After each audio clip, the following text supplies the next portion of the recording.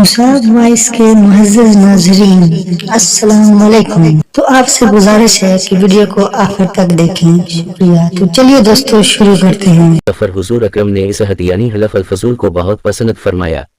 آپ فرماتے تھے میں اس عہد نامے میں شریک تھا۔ یہ عہد نامہ بنو جدعان کے مکان میں ہوا تھا۔ اگر کوئی مجھ سے کہے کہ اس عہد نامے سے دست بردار ہو جائیں اور اس کے بدلے میں 100 اونٹ لے لیں تو میں نہیں لوں گا۔ اس عہد نامے کے نام پر اگر کوئی آج بھی مجھے آواز دے تو میں کہوں گا میں حاضر ہوں۔ آپ کے اس ارشاد کا مطلب یہ تھا کہ اگر آج بھی کوئی مظلوم یہ کہہ کر آواز دے کہ حلف الفضول والو، تو میں اس کی فریاد کو ضرور پہنچوں گا، کیونکہ اسلام تو آیا ہی اس لیے ہے کہ سچائی کا نام بلند کرے اور مظلوم کی مدد اور حمایت کرے۔ یہ حلف الفضول بعد میں بھی جاری رہا۔ مکہ میں آپ کی امانت اور دیانت کی وجہ سے آپ کو امین کہہ کر پکارا جانے لگا تھا۔ آپ کا یہ لقب بہت مشہور ہو گیا تھا۔ لوگ آپ کو امین کے علاوہ اور کسی نام سے نہیں پکارتے تھے۔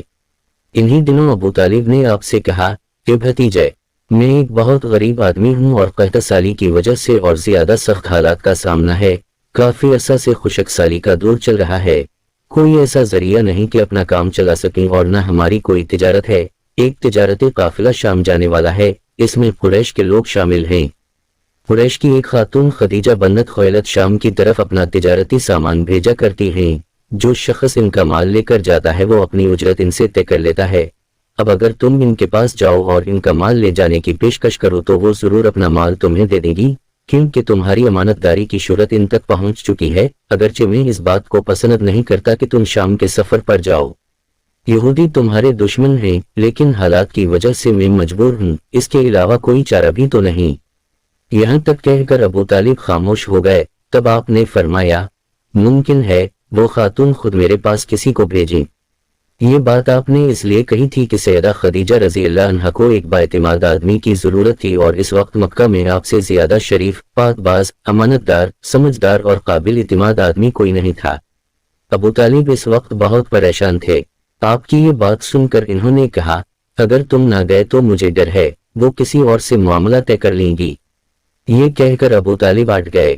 ادھر آپ کو یقین سا تھا کہ سیدہ خدیجہ رضی اللہ عنہا خود ان کی طرف کسی کو بھیجیں گی اور ہوا بھی یہی۔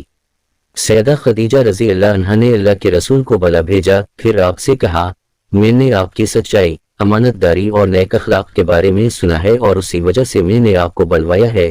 جو معاوضہ آپ کے قوم کے دوسرے آدمیوں کو دیتی ہوں آپ کو ان سے 2 گنا دوں گی۔ آپ نے ان کی بات منظور فرما لی۔ پھر آپ اپنے چچا ابو طالب سے ملے، انہیں یہ بات بتائی۔ ابو طالب سن کر بولے یہ روزی تمہارے لیے اللہ نے پیدا فرمائی ہے۔ اس کے بعد آپ سیدہ خدیجہ کا سامان تجارت لے کر شام کی طرف روانہ ہوئے۔ سیدہ خدیجہ کے غلام میسرہ آپ کے ساتھ تھے۔ روانگی کے وقت حضرت خدیجہ نے میسرہ سے کہا کسی معاملے میں ان کی نافرمانی نہ کرنا، جو یہ کہیں وہی کرنا، ان کی رائے سے اختلاف نہ کرنا۔ آپ کے سب چچاؤں نے قافلے والوں سے آپ کی خبر گیری رکھنے کی درخواست کی۔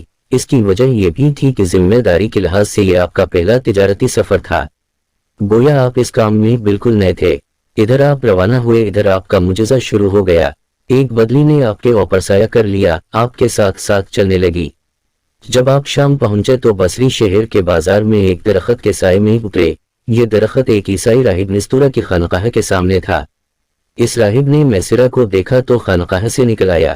اس وقت اس نے آپ کو دیکھا، آپ درخت کے نیچے ٹھہرے ہوئے تھے۔ اس نے میسرہ سے پوچھا یہ شخص کون ہے جو اس درخت کے نیچے موجود ہے؟ میسرہ نے کہا یہ ایک قریشی شخص ہیں، حرم والوں میں سے ہیں۔ یہ سن کر راہب نے کہا اس درخت کے نیچے نبی کے سوا کبھی کوئی آدمی نہیں بیٹھا۔ مطلب یہ تھا کہ اس درخت کے نیچے آج تک کوئی شخص نہیں بیٹھا۔ اللہ تعالیٰ نے اس درخت کو ہمیشہ اس سے بچایا ہے کہ اس کے نیچے نبی کے سوا کوئی دوسرا شخص بیٹھے۔ اس کے بعد اس نے میسرہ سے پوچھا کیا ان کی آنکھوں میں سرخی ہے؟ میسرہ نے جواب دیا ہاں بالکل ہے، اور یہ سرخی ان کی آنکھوں میں مستقل رہتی ہے۔ اب نستورہ نے کہا یہ وہی ہیں۔ میسرہ نے حیران ہو کر اس کی طرف دیکھا اور بولے کیا مطلب یہ وہی ہیں؟ کون وہی؟ یہ آخری پیغمبر ہیں۔ کاش میں وہ زمانہ پا سکتا جب انہیں ظہور کا حکم ملے گا، یعنی جب انہیں نبوت ملے گی۔ اس کے بعد وہ چپکے سے آپ کے پاس پہنچا۔ پہلے تو اس نے آپ کے سر کو بوسہ دیا، پھر آپ کے قدموں کو بوسہ دیا اور بولا میں آپ پر ایمان لاتا ہوں اور گواہی دیتا ہوں کہ آپ وہی ہیں جن کا ذکر اللہ تعالیٰ نے تورات میں فرمایا ہے۔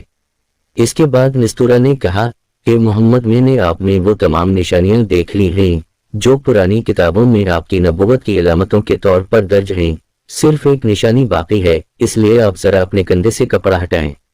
آپ نے اپنے شانہ مبارک سے کپڑا ہٹا دیا، تب نستورہ نے وہاں مہر نبوت کو جگمگاتے دیکھا۔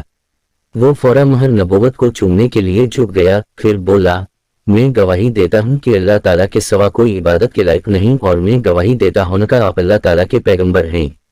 آپ کے بارے میں حضرت عیسیٰ ابن مریم علیہ السلام نے خوشخبری دی تھی اور انہوں نے کہا تھا، میرے بعد اس درخت کے نیچے کوئی نہیں بیٹھے گا سوائے اس پیغمبر کے جو امی یعنی ان پر ہاشمی، عربی اور مکی یعنی مکہ کے رہنے والے ہوں گے۔